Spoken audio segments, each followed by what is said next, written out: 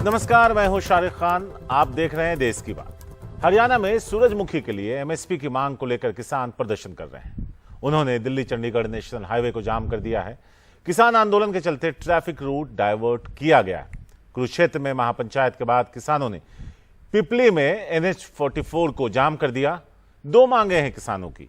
जिन किसानों को हिरासत में लिया गया उन्हें छोड़ा जाए और सूरजमुखी के बीजों को तय एमएसपी पर ही खरीदा जाए।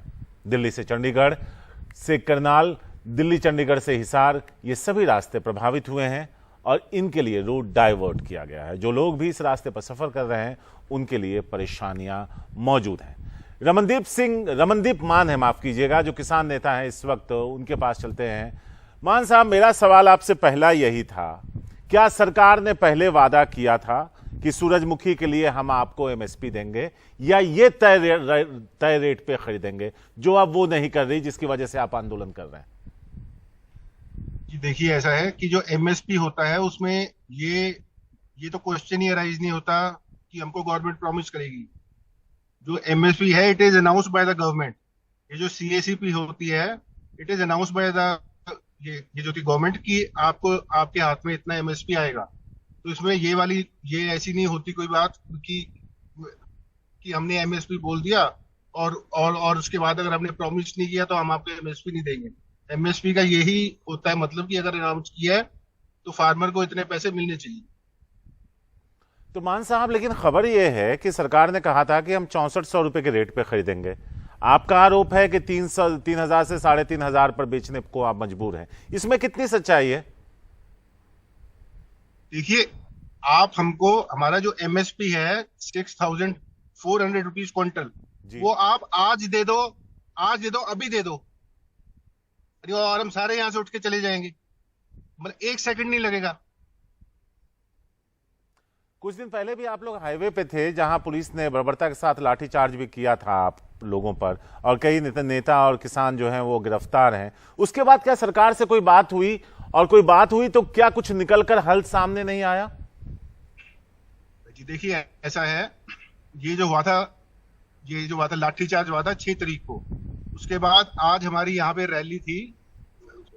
जो हमारी अनाज मंडी है वो यहाँ से आधा किलोमीटर है, तो वहां पे रैली हुई। वहां पे हमारे फार्मर्स आए सारे, और राउंड अबाउट 25,000 किसान आए।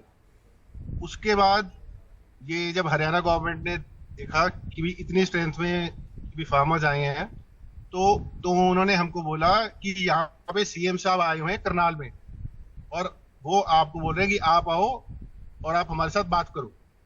तो हमने कहा ठीक है। या तो 5 आदमियों की कमेटी बना दी। यहाँ से मेरे ख्याल से पौना घंटा लगता है करनाल का। यहाँ से हमारे जो फार्मर्स हैं, वो ये जो यहाँ के एसएसपी साहब हैं, और वो उनके साथ गए।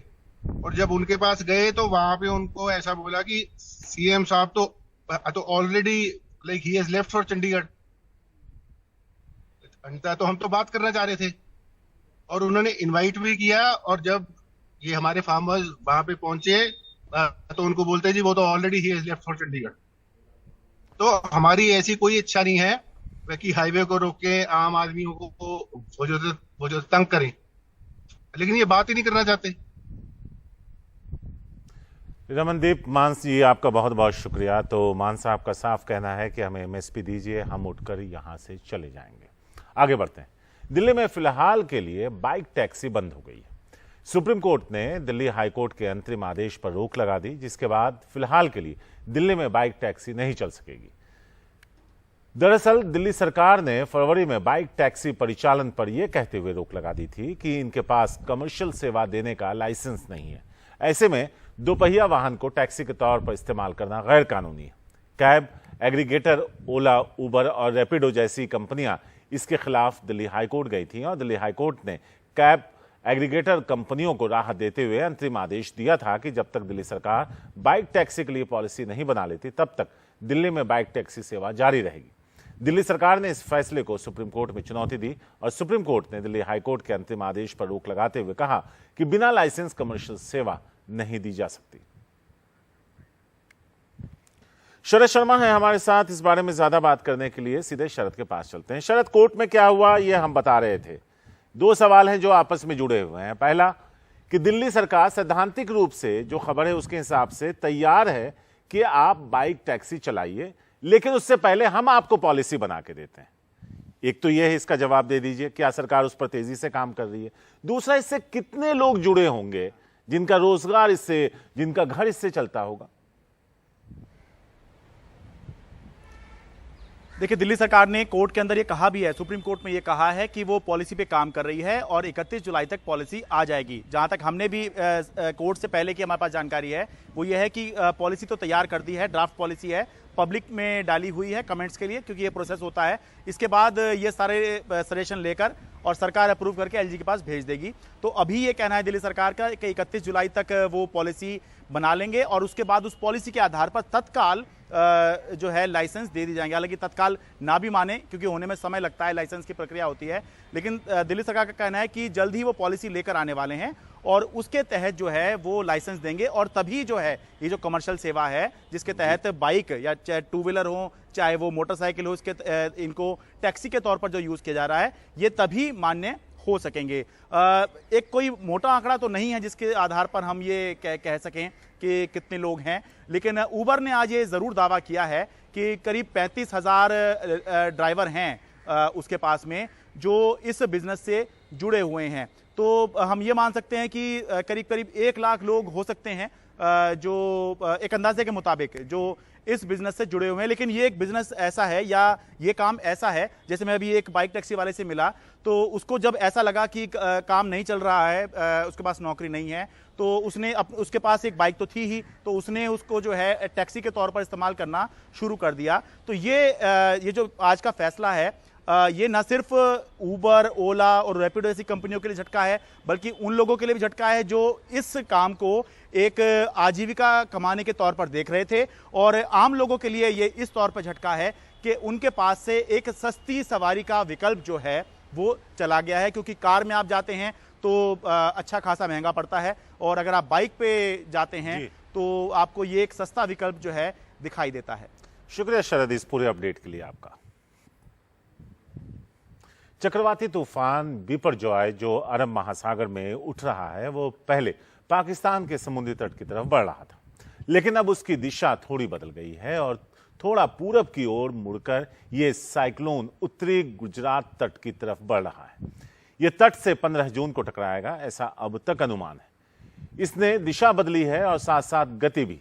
बिपरजॉय एक अत्यंत सीवियर साइक्लोनिक तूफान में बदल चुका है। 70 से 120 किलोमीटर प्रति घंटे की रफ्तार, इसमें 165 मील प्रति घंटे तक की हवा चल सकती है।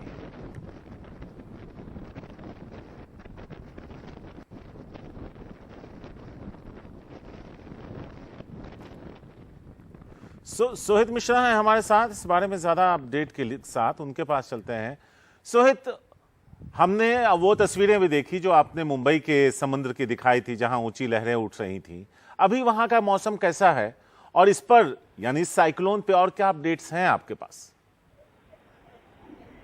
जी देखिए, अगर आपको मैं बताऊं तो इसका जरूर असर जो है मुंबई में देखने मिल रहा है। फिलहाल मैं दादर में मौजूद हूं शारिक, और जो आप ये लहरें देख रही हैं यहाँ पर एक छोटा सा बीच है जहां से हम यूजुअली एंकरिंग करते हैं शारिक, लेकिन अभी जो लहरें हैं ये इतनी ऊंची हैं कि वहां पर पानी का जो प्रभाव है या जिस फोर्स से पानी वहां पर आ रहा है ये आप भी देख सकते हैं।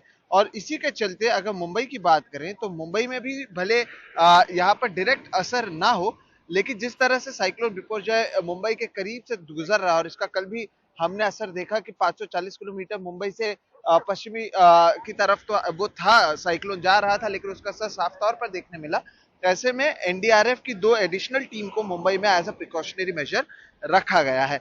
रही बात इस पूरे साइक्लोन की, तो इसका सबसे ज्यादा असर गुजरात में देखने मिलेगा, खासतौर पर गुजरात के जो कोस्टल एरियाज हैं जैसे कि कच्छ, जामनगर, देवभूमि, द्वारका, जूनागढ़, इन जगहों पर सौराष्ट्र के जो हैं वहां पर इसका असर देखने मिलेगा। और द्वारका से अब तक 1300 लोगों को हटा दिया गया है। ये कहा जा रहा है कि जब अभी ये जो आप देख रहे हैं इससे भी कई ऊंची 2 से 3 मीटर और ज्यादा ऊंची लहरें देखने मिलेंगी जब वो समुद्री तट से टकराएगा, इसलिए वहां पर भी कई सारी जो चीजें हैं वो बदली गई हैं। और यहाँ पर भी आप देखिए मानसून का आगाज नहीं हुआ, लेकिन जिस तरह से ये ऊंची लहरें हैं ऐसे मानसून में भी देखने नहीं मिलता है जैसे कि अभी देखने मिल रहा है। तो साफ तौर पर जो साइक्लोन है उसका असर देखने मिल रहा है। दूसरी ओर जिस तरह से इसे लेकर जो चीजें सामने आई है उसे देखते हुए गुजरात सरकार ने ये जो कोस्टल डिस्ट्रिक्ट्स है, खासतौर पर नॉर्दर्न और वेस्टर्न कोस्टल डिस्ट्रिक्ट्स हैं गुजरात के, वहां पर स्कूल को छुट्टी दे रखी है 15 तारीख तक। उसके बाद वो आगे का फैसला लेंगे। कई लोगों को वहां से हटाया गया, जैसे कि मैंने कहा 1300 लोगों को हटा दिया गया है। और उसके अलावा भी एनडीआरएफ की टीम हो, एसडीआरएफ की टीम हो या फिर लोकल एडमिनिस्ट्रेशन हो, हर किसी का वहां पर साथ लिया जा रहा है, उपयोग किया जा रहा है। कई स्कूल्स ऐसे हैं जो कि कोस्टल के पास में है, तो उसे टेम्पररी रिलीफ के लिए भी इसका इस्तेमाल किया जा रहा है। लेकिन आप इन तस्वीरों को देखेंगे तो आपको समझ में आएगा कि भले इसका मुंबई में सीधा असर ना हो, लेकिन जिस तरह की लहरें हैं उससे समझा जा सकता है कि ये जो बिपरजॉय साइक्लोन है उसका प्रभाव कितना रहने वाला है जब ये समुद्री तट से टकराएगा। शुक्रिया सोहित इस पूरे अपडेट के लिए आपका। मध्य प्रदेश विधानसभा चुनाव के लिए कांग्रेस ने अपने चुनावी अभियान की शुरुआत कर दी। कांग्रेस महासचिव प्रियंका गांधी ने जबलपुर से चुनावी शंखनाद किया, 5 बड़ी गारंटी दी। आरोप लगाया कि 225 महीनों की सरकार में बीजेपी ने 220 घोटाले किए। वहीं बीजेपी ने पलटवार करते हुए कहा कि प्रियंका मध्य प्रदेश में चुनावी छलावा करने आई हैं।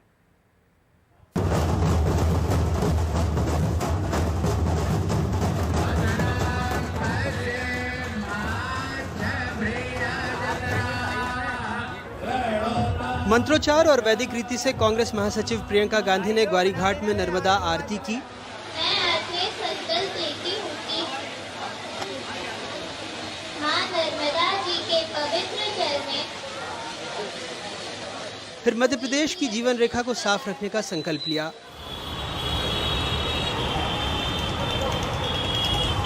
इस दौरान शहर में गदा और मंच पर हनुमान जी भी दिखे जो मेरठ से आए थे। मध्य प्रदेश के चुनाव में भी बजरंगबली की एंट्री हो गई है। हमने देखा है शहर में 2-3 जगहों पर 30 फीट से ज़्यादा बड़ी गदा रखी हुई है और अब साक्षात हनुमान जी ग्वारी घाट में। हनुमान जी ने मेकअप लगाया हुआ है और मास्क पहना है, तो शायद बोल नहीं पाएंगे, बोलने में दिक्कत हो रही है। धार्मिक आयोजन है तो इसलिए देखिए भगवान का अगर दृश्य हो जाए तो इससे अच्छी और क्या बात है सर। अच्छा विजय कुमार जी, आप आशीर्वाद कैसे देंगे? बोल नहीं पाएंगे। हालांकि कांग्रेस ने कहा ये उनकी मान्यता है, धर्म का राजनीतिक इस्तेमाल नहीं। नर्मदा जी हमारी आस्था का प्रतीक है, ये हमारी माता है।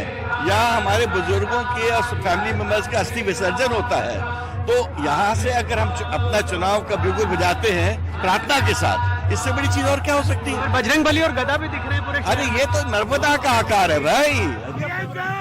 नर्मदा आरती के बाद प्रियंका ने गोंड रानी दुर्गावती की प्रतिमा पर माल्यार्पण किया।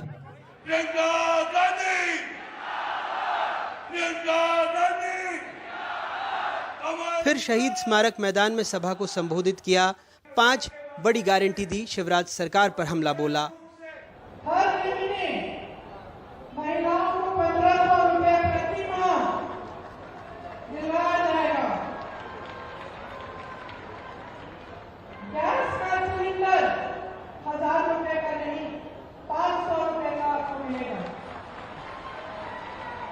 आपके लिए 100 यूनिट बिजली माफ होंगे सबके लिए।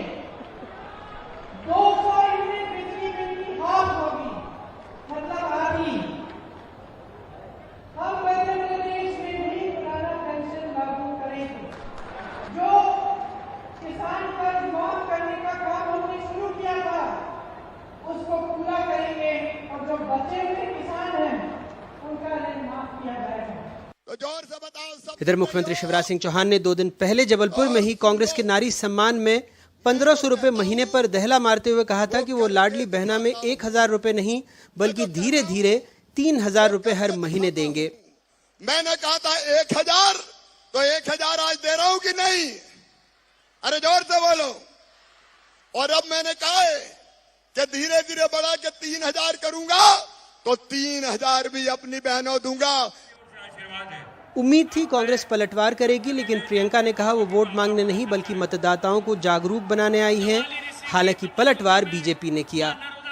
प्रियंका जी मध्य प्रदेश में आई हैं फिर चुनावी छलावा करने के लिए। 5 साल पहले उनके भाई भी आए थे। चुनाव के वक्त ही नेहरू परिवार को जनता याद आती है और भगवान याद आते हैं। महाकौशल का इलाका दोनों दलों के लिए अहम है। पिछले चुनाव में यहाँ की 30 सीटों में से 24 पर कांग्रेस ने कब्जा जमाया था। यहाँ की 13 अनुसूचित जनजाति के लिए रिजर्व सीटों में से भी 11 कांग्रेस ने जीती थीं।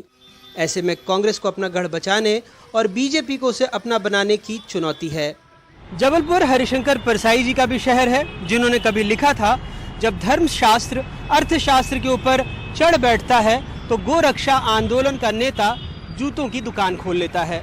अब इसे 3.5 लाख करोड़ रुपए के कर्ज में डूबे मध्य प्रदेश और नेताओं के लगातार वायदों से समझ लीजिए समझ आ जाएगा। जबलपुर से अपने सहयोगी संजीव चौधरी और कैमरा पर्सन रिजवान खान के साथ अनुराग द्वारी, एनडीटीवी इंडिया।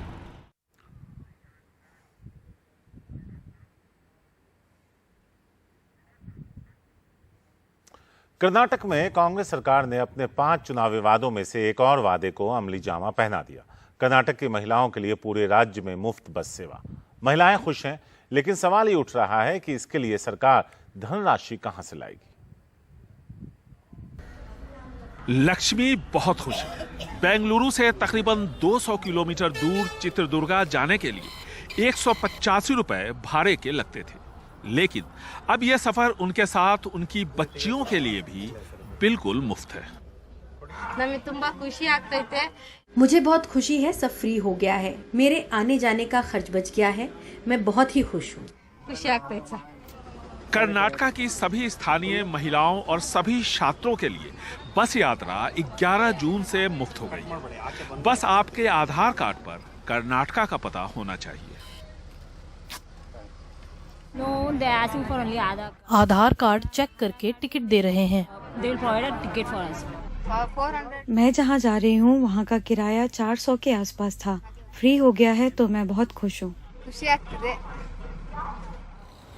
एसी और लग्जरी बसों पर ये योजना लागू नहीं होगी। इसके बावजूद हर रोज लगभग 42 लाख महिलाएं मुफ्त बस सेवा का फायदा उठा पाएंगी। इस पर सालाना 4100 करोड़ रुपए का बोझ आएगा। मुफ्त बस सेवा, फ्री बिजली, महिलाओं और बेरोजगारों को भत्ता। हर साल इस पर तकरीबन 60,000 करोड़ रुपए का बोझ खजाने पर आएगा। सवाल ये उठता है कि ये रकम कैसे जुटाई जाएगी। जाहिर है कि सेस और टैक्सेस बढ़ाए जाएंगे, लेकिन कितना? अगले महीने मुख्यमंत्री सिद्धरामैया अपना बजट पेश करने जा रहे हैं, तब ये तस्वीर बिल्कुल साफ हो जाएगी। बेंगलुरु से कैमरामैन गोविंद मूर्ति के साथ निहाल खिदवई, एनडीटीवी इंडिया।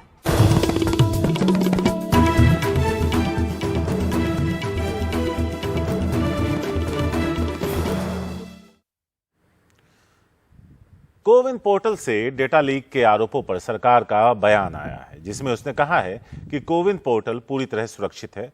सरकार का कहना है कि टेलीग्राम बॉट का डेटा शायद पहले का है और कोविन से कोई डेटा लीक नहीं हुआ है। अखिलेश शर्मा है हमारे साथ इस बारे में ज्यादा बात करने के लिए। अखिलेश, इस पूरी खबर को जरा समझा दीजिए कि हुआ क्या और सरकार की सफाई क्या। देखिए शारिक, सुबह एक ट्वीट आया है एक ऐसी एजेंसी से जो इस तरह के डेटा लीक पर काम करती है। उसने दावा किया था कि कोविन प्लेटफॉर्म, जहां पर के सभी भारतीयों के टीकाकरण का रिकॉर्ड रखा गया है, उससे महत्वपूर्ण डेटा लीक हुआ है। इसमें ये दावा किया गया था बाद में तृणमूल कांग्रेस की ओर से कि जो उसके सांसद हैं राज्यसभा के, इसके अलावा कई विपक्ष के सांसद हैं राज्यसभा के, उनका भी डेटा लीक हुआ है, जिसमें कि उनका फ़ोन नंबर, मोबाइल नंबर, उनका घर का पता, उनका आधार नंबर, ये सारी बातें तृणमूल कांग्रेस की ओर से कही गई थी। लेकिन इसके बाद सरकार की ओर से इस पर जवाब आया है। सरकार ने कहा है कि ये शरारतपूर्ण दावे किए गए हैं, क्योंकि इस तरह का कोई भी डेटा लीक नहीं हुआ है, कोई डेटा ब्रीच नहीं किया गया है। उन्होंने ये भी कहा है कि जो कोविन वेबसाइट है वो पूरी तरह से सुरक्षित है, इसमें किसी भी तरह के डेटा लीक की कोई गुंजाइश नहीं, क्योंकि इसमें OTP बेस्ड ऑथेंटिकेशन होता है, उसके बाद ही यूजर जो है इसमें आगे बढ़ सकता है, और इसलिए कभी इसमें कोई डेटा लीक नहीं हुआ है। जहां तक कि टेलीग्राम बॉट का सवाल है, उन्होंने कहा कि ये डेटा शायद पुराना है, और इसके साथ ही उन्होंने ये भी कहा कि जब ये शिकायत सामने आई तो जो CRT है, कंप्यूटर इमरजेंसी रिस्पांस टीम, उसकी ओर से जांच भी की गई, उसको जांच दी गई है। प्राथमिक जो रिपोर्ट आई है उसमें वो साफ तौर पर ये कहा गया कि कहीं भी डेटा लीक नहीं किया गया है, और सरकार की ओर से ये भी कहा गया कि कोविन प्लेटफॉर्म पर जितना भी डेटा है उसकी सुरक्षा के तमाम इंतजाम जो हो सकते हैं वो किए गए हैं। शुक्रिया अखिलेश इस पूरे अपडेट के लिए, इस खबर पर आपका। और अब एक वीडियो क्लिप बेंगलुरु पुलिस के डीसीपी वेस्ट ने जारी किया, जिसमें एक शख्स एक विदेशी नागरिक से बदसलूकी करता दिख रहा है। ये वीडियो साप्ताहिक चोर बाजार का है, जहां चिकपेट के पास एक कारोबारी एक विदेशी नागरिक और यूट्यूबर से बदसलूकी कर रहा है और विदेशी नागरिक उससे बचने की कोशिश। नीदरलैंड का यूट्यूबर पेड्रो मोटा विदेशों में घूमकर यूट्यूब वीडियो बनाते हैं। कल वो चिकपेट बाजार में थे, जहां वो वीडियो बना रहे थे, तब एक कारोबारी वहां आया और उसने उसका हाथ पकड़कर बदसलूकी की। यूट्यूबर किसी तरह वहां से बचकर भागने में कामयाब रहे। एक शख्स मुदस्सर अहमद ने इसे ट्वीट किया तो इसके बाद ये वीडियो वायरल हुआ। पुलिस ने बदसलूकी करने के आरोपी शख्स को गिरफ्तार कर लिया है और कर्नाटका पुलिस एक्ट के सेक्शन 92 के तहत उसके खिलाफ मामला दर्ज किया गया है। Maybe I might get something today. Namaskar. Namaste. Namaskar. Yeah, namaskar. ये क्या है ये? Hello. Hello. What's going on, sir? Could you please let go of my hand, sir? Could you please, sir? Stop. Sir. Sir, Jesus Christ, let go of my hand, man. Whoa. Hey, 70 What the?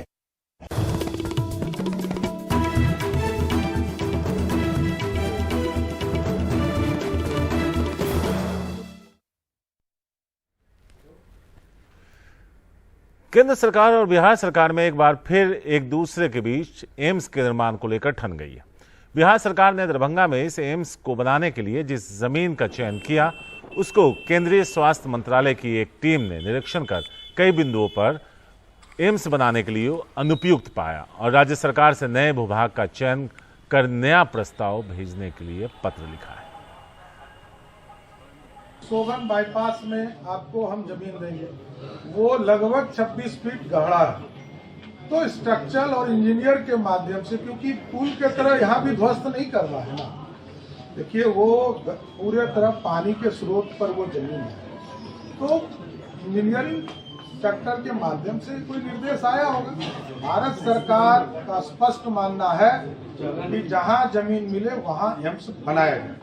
तो इतना अच्छा जगह है और उसके बाद उसको ऊंचा करके तो क्या कीजिए, सबका बात था। अब इसका मतलब है कि केंद्र की सरकार को कुछ और दिमाग होगा, तुमको कोई दिमाग रहे, हमको इससे क्या मतलब। तो इसका मतलब तो कुछ नहीं है। हम तो चाहे थे कि वहां पर लोग स्वीकार किए और बाद में उसको नहीं करके दूसरा किए। मनीष कुमार है हमारे साथ इस बारे में ज्यादा बात करने के लिए। सीधे मनीष के पास चलते हैं। मनीष, सच क्या है? देखिए, सच्चाई यही है कि ये इस एम्स के निर्माण की घोषणा 2015 के केंद्रीय बजट में हुई थी, लेकिन तब से ये मामला जो है केंद्र सरकार और राज्य सरकार के बीच में एक तरह से आप कह सकते हैं कि मूंछ की लड़ाई बनता जा रहा है। भले ही बीच के वर्षों में नीतीश कुमार और बीजेपी दोनों सत्ता में साथ थे, लेकिन बीजेपी के एक बड़े तबके को ये दरभंगा में एम्स निर्माण का ये जनता दल यूनाइटेड के नेताओं का कहना है कि वो उन्हें रास नहीं आ रहा है।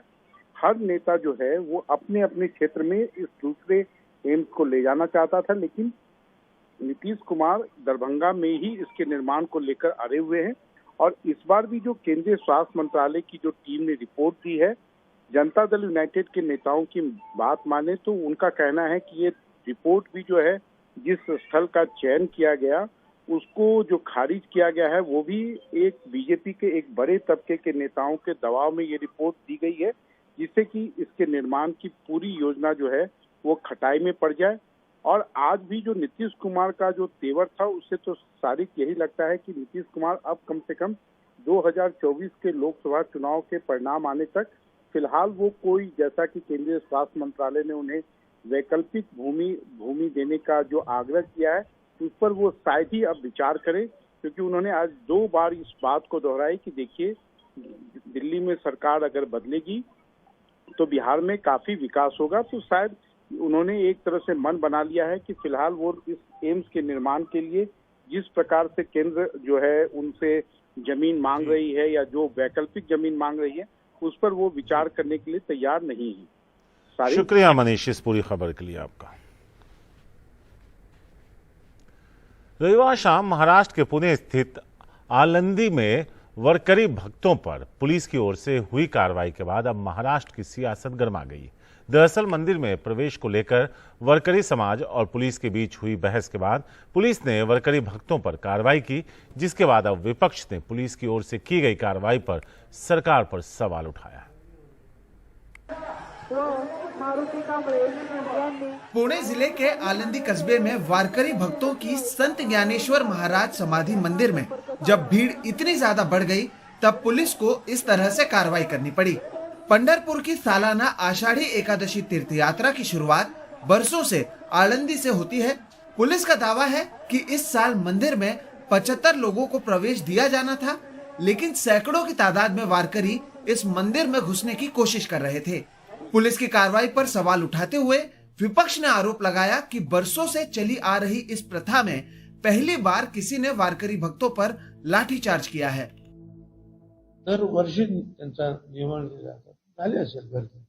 हर साल ये लोग इस यात्रा में शामिल होते हैं, लेकिन ऐसे समय में पुलिस अधिकारियों का काम इस भीड़ की व्यवस्था को संभालना था, लेकिन ये करने के बजाय पुलिस ने लाठीचार्ज करने का काम किया। मुख्यमंत्री और उप मुख्यमंत्री दोनों को इस पर ध्यान देना चाहिए। ये वारकरी समाज का अपमान है। समस्त वारकऱ्यांचा अपमान है। अब तक हमेशा उसे हम दिंडी बोलते हैं, ये दिंडी में इस प्रकार की घटना नहीं है। उनके जैसे डिसिप्लिन सिस्टमबद्ध लोग पूरे विश्व में नहीं है। बहुत संयम रखते हैं। कभी उनके ऊपर ना हमला हुआ है, ना कोई बेशिस्त का कोई एक उनके ऊपर इल्जाम लगा है।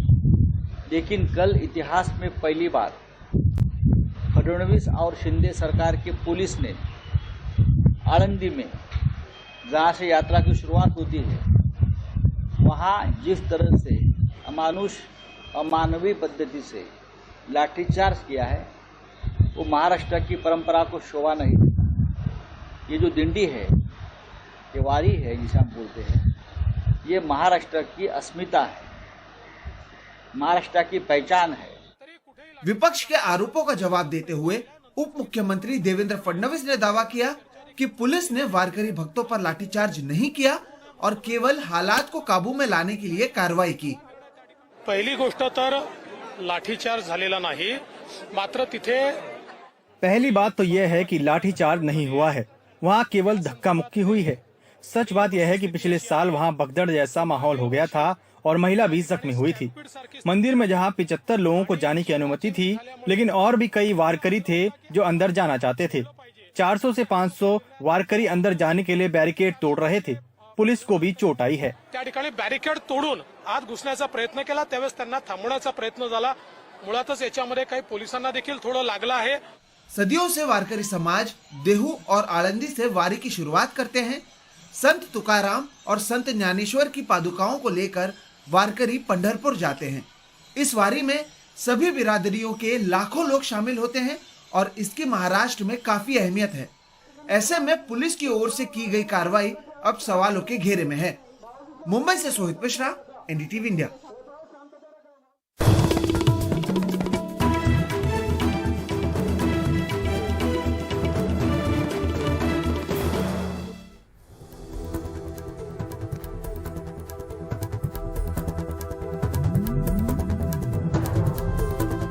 देश की बात में एक बार फिर से आपका स्वागत है। अमरनाथ यात्रा को लेकर सुरक्षा तैयारियां शुरू हो गई हैं।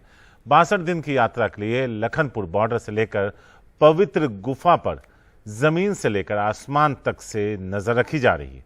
यात्रा को कामयाब बनाने के लिए हजारों जवानों की तैनाती भी होगी।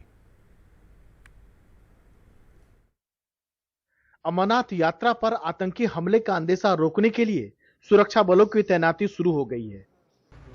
सीआरपीएफ, बीएसएफ, आईटीबीपी, सीआईएसएफ के अलावा जम्मू कश्मीर पुलिस और सेना के जवानों की तैनाती होगी। सबसे ज्यादा सीआरपीएफ के जवान होंगे। अकेले यात्रा के लिए करीब 60,000 जवान तैनात होंगे। चप्पे चप्पे पर नजर रखने के लिए स्नाइपर और शार्प शूटर भी होंगे। खासकर यात्रा के काफिले पर ड्रोन से लेकर सैटेलाइट तक से निगरानी रखी जाएगी। इस बार भी अमरनाथ की यात्रा सुरक्षा एजेंसियों के लिए, जेएनके पुलिस, आर्मी, पैरामिलिट्री के लिए एक बहुत बड़ी चुनौती रहेगी, क्योंकि G20 अभी हुआ है और उसकी जो हाईएस्ट लेवल की मीटिंग है, अभी वो होनी है। उससे पहले कोई बड़ा हादसा हम नहीं चाहते कि जम्मू कश्मीर में खासकर अमरनाथ यात्रा के दौरान हो। और अगले साल पार्लियामेंट इलेक्शन भी है, तो बहुत ज़रूरी है कि सुरक्षा मजबूत पुख्ता की जाए और कोई किसी किस्म का हादसा ना हो इस बार। सबसे ज्यादा खतरा करीब 266 किलोमीटर लंबे जम्मू श्रीनगर नेशनल हाईवे होता है, जो आतंकी हमलों के निशाने पर रहता है। यात्रा से पहले रोड ओपनिंग पार्टी की तैनाती बढ़ाई जा रही है, साथ में डॉग स्क्वाड भी रहेगा। सुरक्षा का मुख्य जिम्मा सेना को सौंपा गया है, बाकी बलों से तालमेल के साथ। यही नहीं, पिछली यात्रा के दौरान आई आपदा से 16 यात्रियों की मौत से सबक लेकर एनडीआरएफ ने विशेष तैयारी की है, जिसके तहत उन चोटियों पर नजर रखी जा रही है जहां पानी का जमाव हो सकता है। तो एनडीआरएफ की टीमें पहले से ज्यादा संख्या में तैनात हो रही हैं और पिछले 1 साल में हमने काफी उनके साथ ट्रेनिंग इनिशिएटिव लिए हैं, including Jammu and Kashmir police की अच्छी माउंटेन रेस्क्यू टीम जो है उनके साथ हमने ट्रेनिंग की है। इक्विपमेंट पहले से बेहतर है, मेडिकल की ट्रेनिंग पहले से बेहतर है ऑल्टीट्यूड सिकनेस के लिए। तो हमारी कुल 7 टीमें 30 ईच की यानी 210 एनडीआरएफ के रेस्क्यूअर्स दोनों एक्सेस पे डिप्लॉय हो रहे हैं, बाल्टाल एक्सेस पे और चंदनवाड़ी पहलगाम एक्सेस पे। इन एडिशन टू दैट 2 टीमें हम रख रहे हैं रिजर्व में, एक श्रीनगर में और एक उधमपुर में, ताकि कॉन्वॉय मूवमेंट में भी कहीं बीच में दिक्कत हो तो उधमपुर की टीम वहां पे अवेलेबल हो पाए। सुरक्षा बलों की चिंता इस नाते भी और बढ़ गई है कि हाल के साल में जम्मू कश्मीर से स्टिकी बम और ड्रोन से हथियार गिराने के मामले बढ़े हैं। अमरनाथ यात्रा का बड़ा हिस्सा दक्षिण कश्मीर से होकर गुजरता है, जो आतंकियों का गढ़ रहा है। अमरनाथ यात्रा का जितना धार्मिक महत्व है, उतना ही राजनीतिक हलकों में भी होता जा रहा है। एक पूरी तरह सुरक्षित यात्रा दरअसल आतंकियों के मंसूबे और मनोबल पर भी चोट करती है। नई दिल्ली से राजीव रंजन, एनडीटीवी इंडिया। देश की बात में आज इतना ही। मुझे दीजिए इजाजत। खबरों का सिलसिला एनडीटीवी इंडिया पर बदस्तूर जारी है। नमस्कार।